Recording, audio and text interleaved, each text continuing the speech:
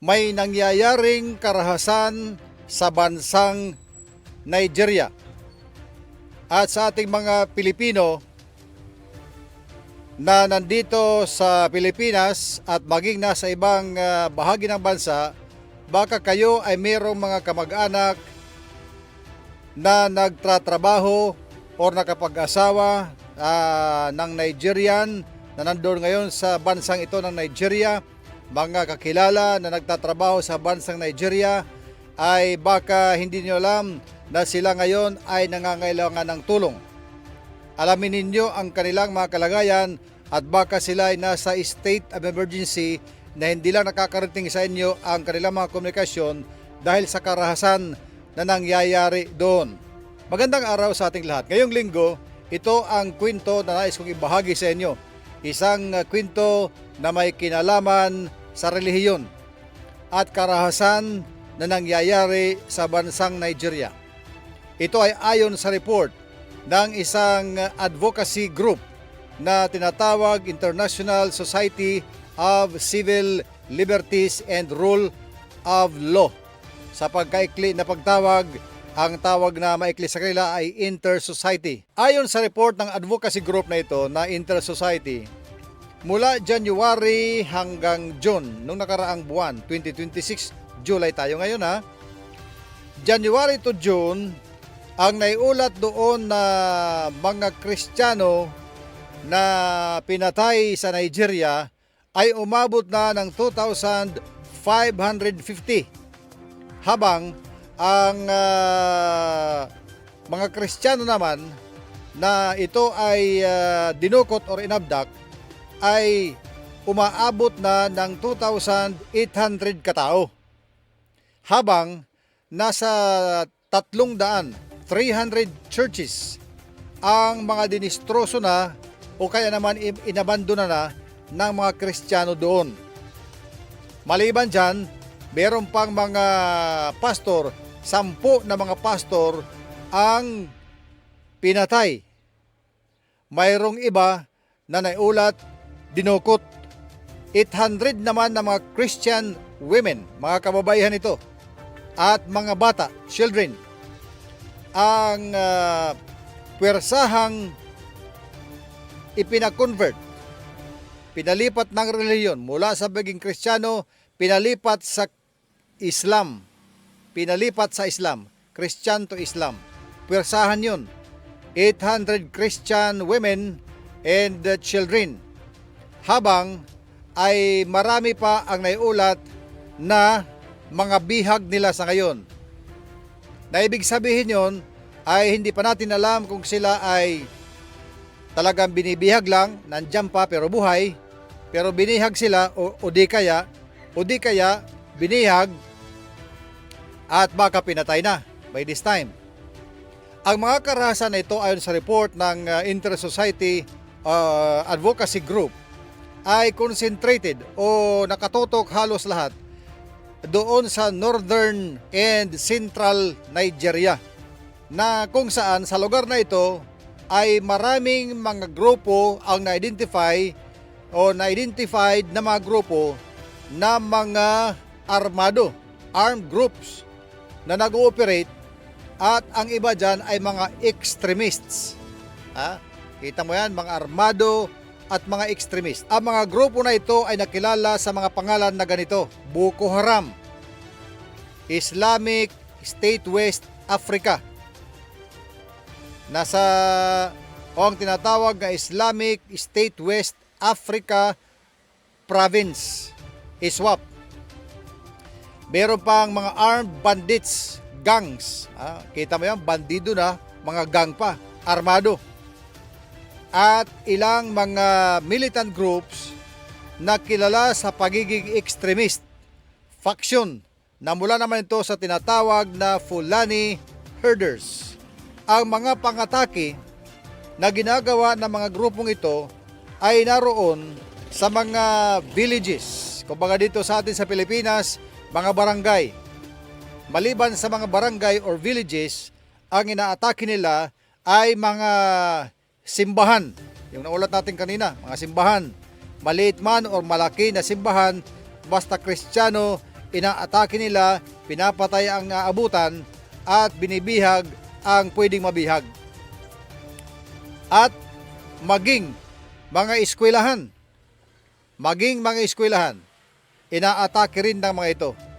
At hanggang sa mga highway, sila ay humaharang sa mga highway, binabara nila ang mga daanan at kinukuha ang mga sibilyan. At ang iba ay dyan na mismo sa kalsada pinapatay. At ang iba kinikidnap, dinadala nila. At ang iba kinikidnap nila at dinadala bilang kidnap for ransom. Habang ang iba naman ay pinipilit na iwan ang kanilang mga komunidad. Pinaalis sila sa kanilang mga barangay o mga villages na kung hindi sila tatalima ay talaga silang may paglalagyan at sila ipapatay ng mga extremist ito, ng mga rebelde, na mga armadong grupo ito sa Nigeria. Ang mga lugar sa Nigeria, ayon sa report ng Inter-Society, isa itong, ulitin ko, ang Inter-Society na organization ay isang advocacy organization against violence sa mga Kristiyano. Kumbaga, sila ang nagmumonitor sa mga ginagawang karahasan laban sa mga Kristiyano. Kaya nila naidokumento itong mga karahasan na nangyayari at patayan sa Nigeria. Ang mga lugar na kanilang nadokumento na hardest hit o ang pinakamalala na tinamaan.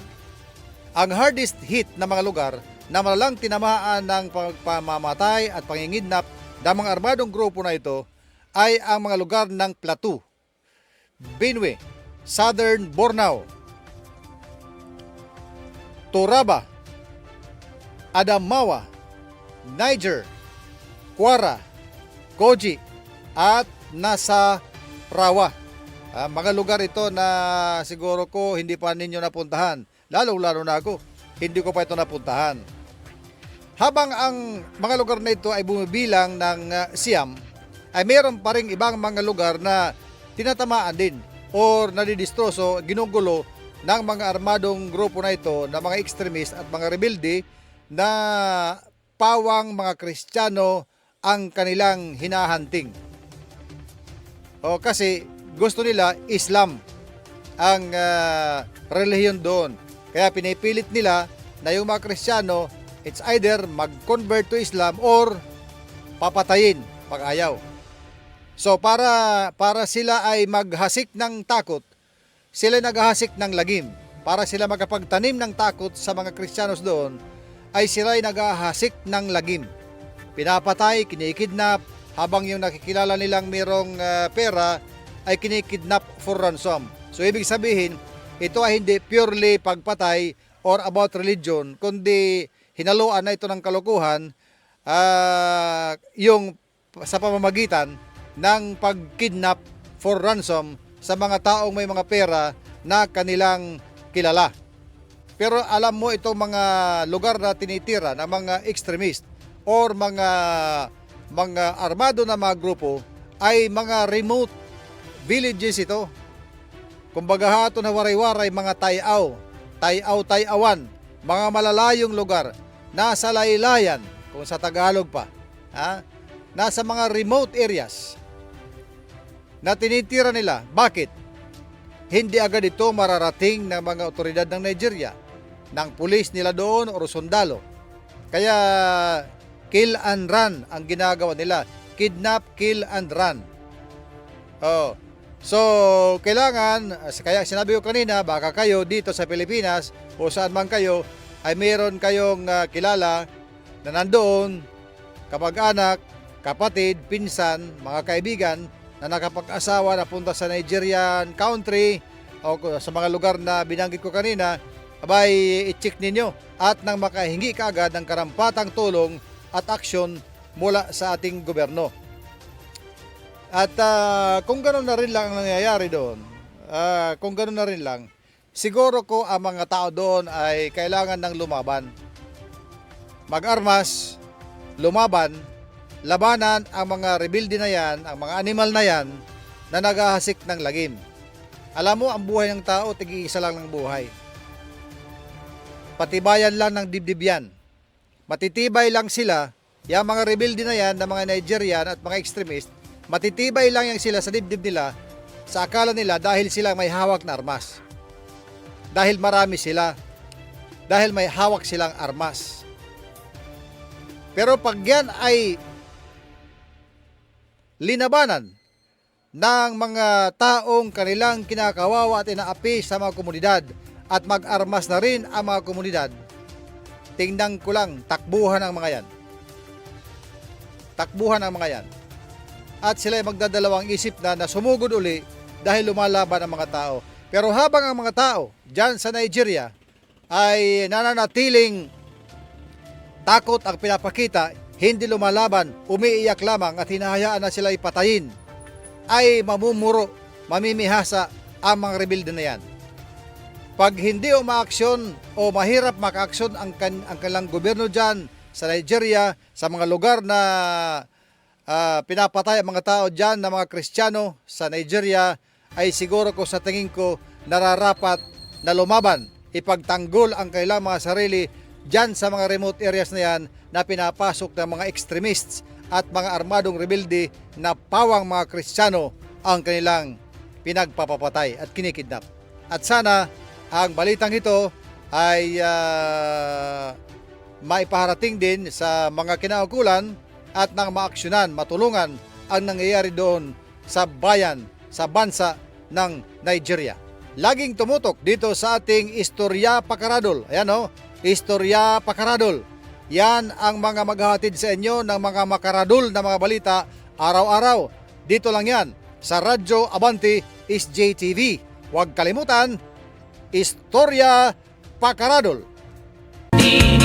Ini dukot sa